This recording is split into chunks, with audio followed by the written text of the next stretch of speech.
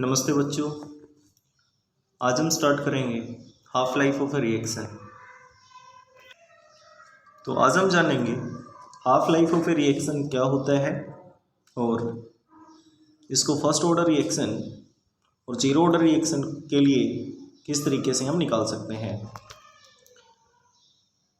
Half life of A reaction का मतलब है कि सपोज आपके पास कोई भी एक रिएक्टेंट है और वो रिएक्टेंट प्रोडक्ट के अंदर कन्वर्ट होता है सपोज 5 मिनट में, ठीक है। और यहाँ पे आप इसकी कंसंट्रेशन लगा लो 100 मोल पर लीटर, ठीक है। अब ये कितने टाइम में अपनी इनिशियल कंसंट्रेशन का हाफ होता है, ये जो आपका टाइम होगा इसको आप बोलोगे हाफ लाइफ।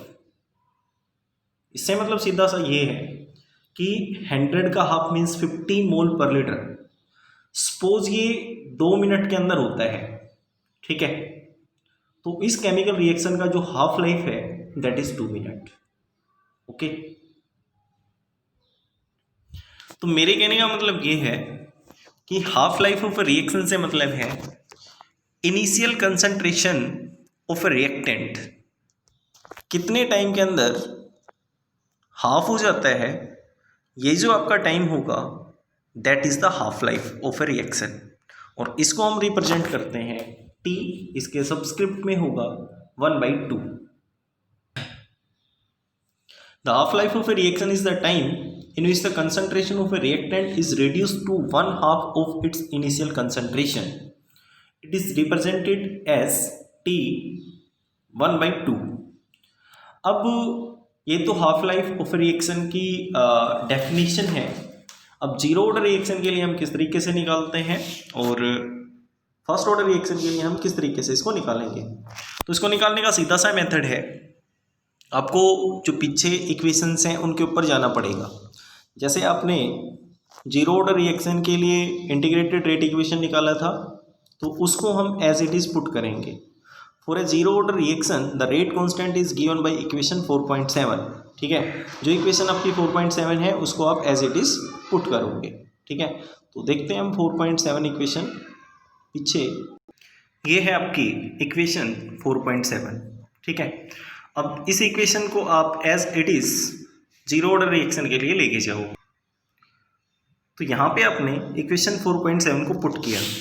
अब इधर t की जगह पर आपका T1/2 आएगा और इधर जो r है वो रहेगी आपकी final concentration.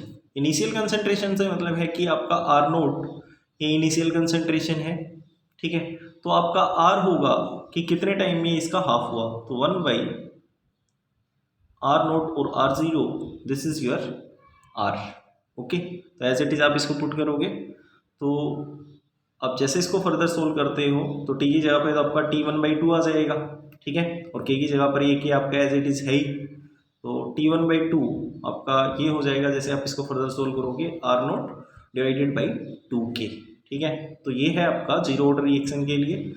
Next one is for the first order reaction. तो यहाँ पर फर्स्ट ऑर्डर रिएक्शन के लिए आपको सेम चीज़ इनपुट करनी है। R0 तो आपका एज इट इज रहेगा, R आपका कितने टाइम के अंदर हाफ हुआ एट T1/2, तो R0 डिवाइडेड बाई 2, ठीक है।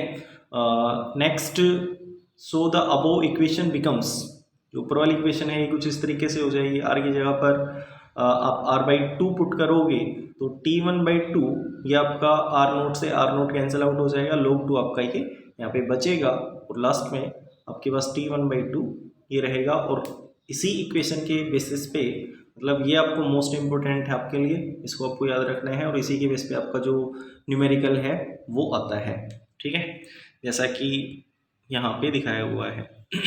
और ये चीज़ आपको जरूर ध्यान रखनी है इन इक्वेशंस को देख के। और zero order reaction half life of reaction is directly proportional to R0, और first order reaction it is independent of R0, ठीक है ना। ये आप इक्वेशन से देख सकते हो, ठीक है। और इधर फिर उसके बाद में है आपका न्यूमेरिकल। न्यूमेरिकल के अंदर आपको कुछ नहीं करना, k की वैल्यू आपको गिवन होगी और आपसे पूछा जाएगा कि T1/2 क्या रहेगा, ठीक है। ये फर्स्ट ऑर्डर रिएक्शन के लिए भी हो सकता है, सेकेंड ऑर्डर रिएक्शन के लिए भी। अब उसके बाद में नेक्स्ट आपका टॉपिक है स्यूडो फर्स्ट ऑर्डर रिएक्शन। तो यहाँ पे हम समझेंगे कि स्यूडो फर्स्ट ऑर्डर रिएक्शन क्या होती है, ये नेक्स्ट आपका टॉपिक रहेगा। स्यूडो का मतलब होता है फॉल्स, झूठा, ठीक है। तो कुछ केमिकल रिएक्शंस देखने में ऐसा लगेगा कि वो सेकेंड ऑर्डर रिएक्शन है, ठीक है, बट स्पेशल कंडीशंस में वो chemical reactions first order reaction होती है। तो ऐसी केमिकल रिएक्शंस को हम बोलते हैं स्यूडो फर्स्ट ऑर्डर रिएक्शन। कहने का मतलब ये है, the chemical reactions which becomes first order reactions in special condition but they seem that they are second order reaction. जैसे हम इस केमिकल रिएक्शन को देखने की कोशिश करें, तो इस केमिकल रिएक्शन के अंदर एक रिएक्टेंट ये है, दूसरा रिएक्टेंट ये है।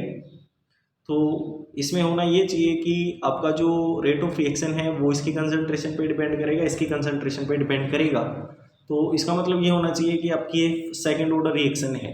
बट हुआ ये कि इन केमिकल रिएक्शंस के अंदर जो एक रिएक्टेंट है उसकी कंसंट्रेशन के ऊपर पूरा इफेक्ट होगा, बट जो दूसरा रिएक्टेंट है उसकी कंसंट्रेशन के ऊपर नेग्लिजिबल इफेक्ट होगा, ठीक है। मतलब इसकी कंसंट्रेशन के ऊपर जो आपकी रेट ऑफ रिएक्शन है वो ना के बराबर डिपेंड करेगी। तो ऐसी केमिकल रिएक्शंस को बोलते हैं स्यूडो फर्स्ट ऑर्डर रिएक्शन। जैसे यहाँ पे हम देखें तो ये आपका 0.01 मोल है टाइम 0 पे, और जैसे आपका टाइम कंप्लीट हुआ इस रिएक्शन का तो इधर ये 0 हो गया और ये पूरा रिएक्टेंट इधर इसमें प्रोडक्ट के अंदर कन्वर्ट हो चुका है। बट इधर आप देखिए H2O है, इसकी कंसंट्रेशन यहाँ पे है 10 मोल, और जैसे रिएक्शन कंप्लीट हो चुकी है तो आपका ये 9.99 मोल है। तो इसका मतलब ये है कि इसके अंदर जो इफेक्ट आया वो 0.01% का आया, या फिर 0.01 मोल, ठीक है, इतना इसके ऊपर इफेक्ट आया। तो कहने का मतलब ये है कि इसकी कंसंट्रेशन के ऊपर आपका जो रेट ऑफ रिएक्शन है वो डिपेंड नहीं किया, ठीक है। तो ऐसी केमिकल रिएक्शंस को बोलते हैं हम स्यूडो फर्स्ट ऑर्डर रिएक्शन। और इसमें आपको ध्यान रखना है कि मैक्सिमम केमिकल रिएक्शन के अंदर आपका H2O रहेगा, ठीक है। तो एक तो आपका एग्जांपल ये है और दूसरा एग्जांपल ये है। तो स्यूडो फर्स्ट ऑर्डर रिएक्शन में आपको एक तो इसकी डेफिनेशन पता होनी चाहिए, और दूसरा आपको पता होना चाहिए कि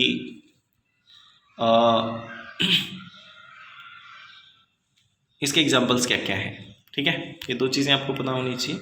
this is your pseudo first order reaction, okay. Thank you.